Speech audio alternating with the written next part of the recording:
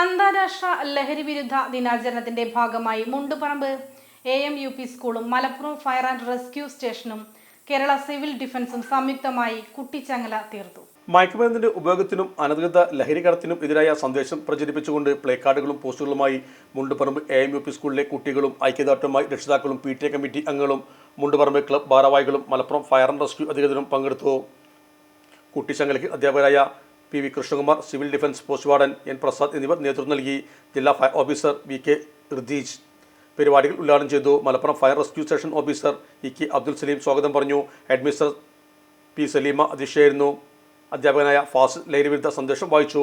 Home guard officer K Balachandran, voice of Munduparamba president KP Akbar, PMYK ഭാരവാഹി KP Jafar Thangal, NYK ഭാരവാഹി PK Sameer, PTA president KP Shamsuddeen, വനിതാ and rescue officer Anu എന്നിവർ ആശംസകൾ അർപ്പിച്ചു. Civil defence post warden N Prasad നന്ദിയും പറഞ്ഞു. തുടർന്ന് ലഹരി വിപത്തുകൾക്കെതിരെ സ്കൂൾ കുട്ടികളുടെ കലാപരിപാടികളും അരങ്ങേറി. Sahara golden diamonds, Kottappadi, Malappuram. Phone 9744 912 916.